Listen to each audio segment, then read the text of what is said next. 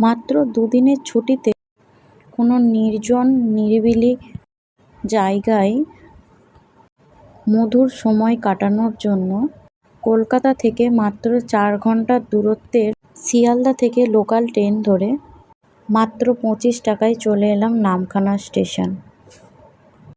Station থেকে টোটো কিংবা auto ধরে মাত্র 40 টাকায় ভাড়া দিয়ে চলে এলাম বকখালি সমুদ্র সৈকত।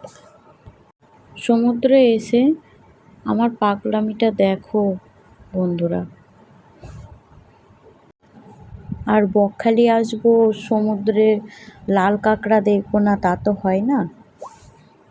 কিছু রিলস ফটো বানিয়ে লাল কাঁকড়াগুলো এত চালাক, কাছে যেতে না যেতেই গর্তর মধ্যে ঢুকে পড়ছে। দেখো বন্ধুরা,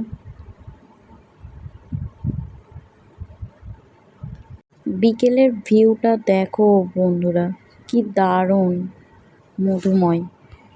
সন্ধ্যে 6টার পর আর সমুদ্রের ধারে কোনো অ্যালাউ নেই যাওয়ার। যেহেতু ভিউটা খুব সুন্দর ছিল তাই কটা রিলস বানিয়ে চলে এলাম সমুদ্র সৈকতের একদম। এখানে সন্ধে হলে অনেক খাবারের দোকান এখানে দেখতে পাওয়া যায়, যেমন ফুচকা, ঝালমুড়ি, আইসক্রিম, বিভিন্ন রকমের আরও অনেক কিছু দোকানপাট বসে এখানে। আমরা নিয়েছিলাম চিংড়ি মাছ।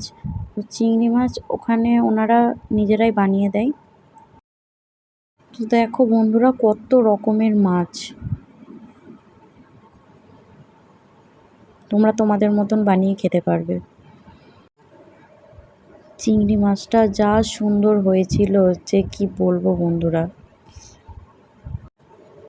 যেহেতু সন্ধ্যা হয়ে গেছিলো তাই খাওয়া শেষে রুমের দিকে চলে গিয়েছিলাম। মোটামুটি একটা ভালো রুম নিতে গেলে 500 টাকা থেকে স্টার্টিং।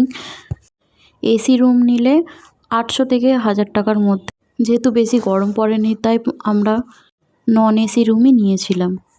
তোমরা চাইলে বন্ধুরা এসি রুমও নিতে পারো।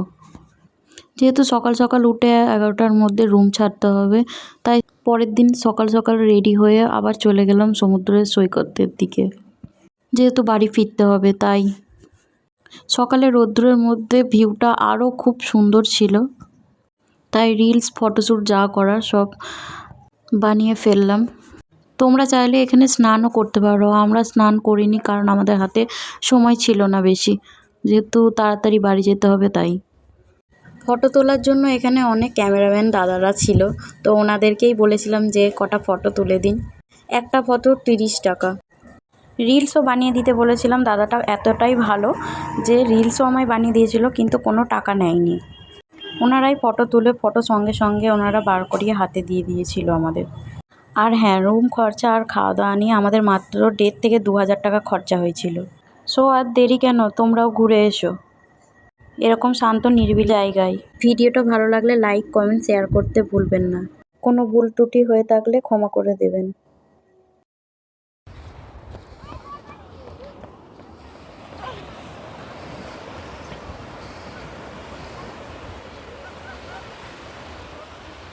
ভালো লাগছে।